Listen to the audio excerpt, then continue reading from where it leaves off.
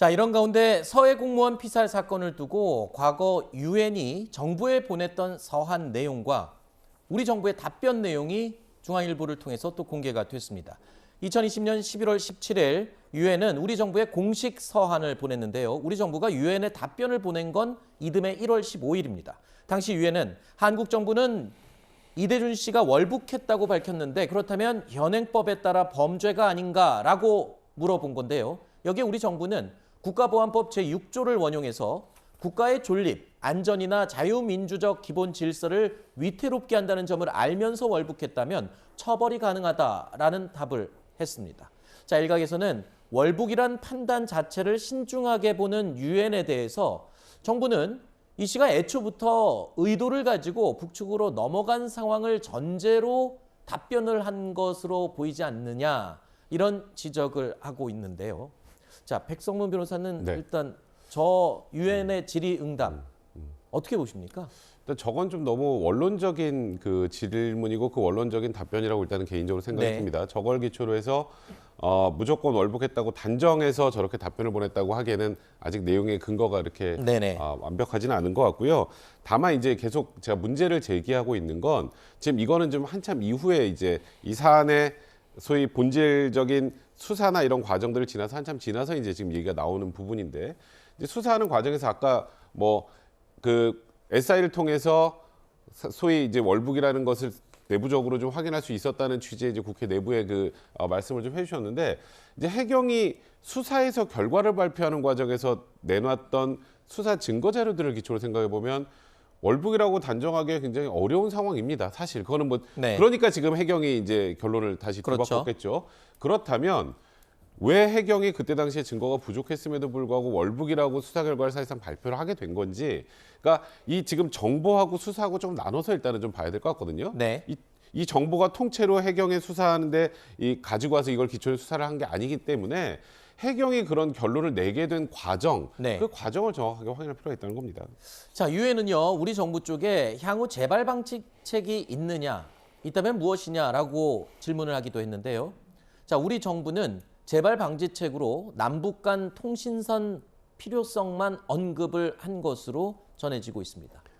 자, 이 발생했던 사건의 내용과 엄중함 그리고 잔인함을 생각할 때 글쎄요, 이 남북 간 통신선 필요성이라는 게 이 대책으로 언급될 만한 내용인가 이런 생각도 듭니다. 이게 당시에도 논란이 됐던 거예요. 네. 왜냐하면 실종됐고 그다음에 생존했다는 사실을 군이 파악하고 난 다음에 그다음에 6시간 뒤에 사망했단 말이에요. 참혹하게 피살이 된 상황이란 말이에요.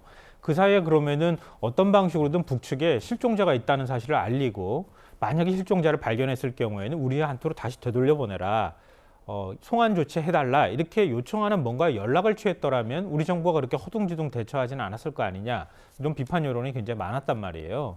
그러니까 군 통신선 연락선도 마찬가지지만 군 간 채널뿐만 아니라 정부에서 유지하는 채널 외에도 민간 상선 간에 채널도 유지하고 있는 상황이었다고 얘기를 하는 거였는데 정부에서는 당시에 그 연락 채널이 제대로 마련되어 있지 않다 이렇게 해명을 했던 거예요. 그러니까 유엔 차원에서 인권특별보고관이 유족 측의 입장을 기준으로 해서 우리 정부에 질문을 하니까 정부가 그런 면에 있어서 통신 채널을 좀 더 만들어서 남북 간에 소통을 활발히 해서 이런 문제가 다시 발생하지 않도록 하겠다. 이런 입장을 원론적으로는 저는 밝힐 수 있다고 생각해요. 근데 지금 이제 기준이 되는 중앙일보 보도를 이제 여러 차례 언급을 해주셨는데요. 저는 보도에 좀 적지 않은 문제가 있다고 생각해요.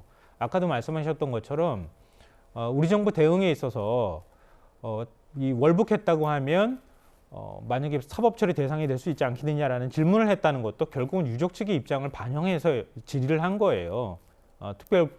유엔 이제 특별 인권 보고관이 그러면 우리 정부가 밝힐 수 있는 건 현행법 체계에서 국가보안법 잠입 탈출죄를 적용할 수밖에 없다. 이렇게 얘기할 수밖에 없다는 거예요. 그러니까 그 외에 다른 질문들도 네네, 사실은 알겠습니다. 그런 원론적인 답변을 한 것인데, 그러니까 월북을 단정해 놓고 난 다음에 거기에 대해서 월북하지 않았을 가능성까지 우리 정부가 언급하지 않았다고 해서 비판하는 것, 이건 오히려 역으로 기자가 선입견을 갖고 편향성을 가지고 기사를 작성한 것이다. 저는 그렇게 생각합니다. 알겠습니다. 자, 저희가 어제 이 시간에도 전해드렸던 소식인데요. 실종된 공무원 이 씨가 자진 월북한 것으로 판단된다는 발표를 꺼려하는 목소리가 있자 이례적으로 이 경찰에서는 발표자까지 교체하면서 자진 월북 발표를 강행했다는 이야기 전해드렸죠. 자, 중간 수사 결과 발표를 했던, 그러니까 바뀐 발표자였던 윤성현 당시 해경 수사정보국장이요, 동아일보 기자를 만나서 입을 열었습니다. 발표자가 바뀐 것에 대해서 이렇게 얘기했습니다. 해경 지휘부가 몇 번의 검토를 거쳐서 작성된 발표 문안을 브리퍼로 지정된 29일에 제가 국민들께 나름대로 성실하게 답변을 드린 것, 지시는 없었고, 저는 그 부분에 있어서는 아마 뭐 응분의 아마 뭐 감사원 조사라든가 그런 게 있을 거니까 사실 그거는 거기서 얘기를 하는 게 뭐 맞을 것 같아요. 자, 당시 해경 지휘부가 몇 번의 검토를 거쳐서 작성된 문안을 발표자로 지정된 본인이 답변을 한 것이다. 이 내용을 보면 뉘앙스가 이렇습니다. 해당 논란과 관련해서 내 책임이 아니다. 나는 써준 대로 읽은 거다. 뭐 이렇게 들리거든요.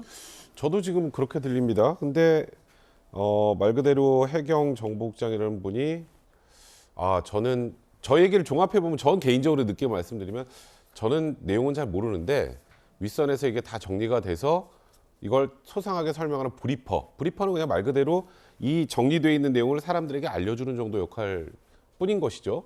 그렇다면 저분의 얘기는 그냥 난 잘 모르겠다예요. 그 얘기 그 이상도 아닙니다. 네. 그러면 그 윗선에서 어떤 논의 과정을 거쳐서 어떤 근거를 기초로 해서 이렇게 발표를 했는지가 이 사안의 핵심이 돼야 되는데, 그러니까 결국은 나는 모르겠고 일단 윗선에서 이게 정리가 된 거니까 윗선에 물어보셔야 될 것 아니냐. 결국 네. 감사원 또 조사 결과를 통해서 확인이 돼야 될 것 아니냐 정도의 취지니까 지금 일단은 굉장히 우리나라 국민 한 명을 월북자라고 사실상 단언해서 이제 브리핑을 하신 분이 이 내용을 사실상 잘 모르겠다라고 얘기를 하시는 거는 좀 무책임하다 네. 볼 수 있을 것 같습니다.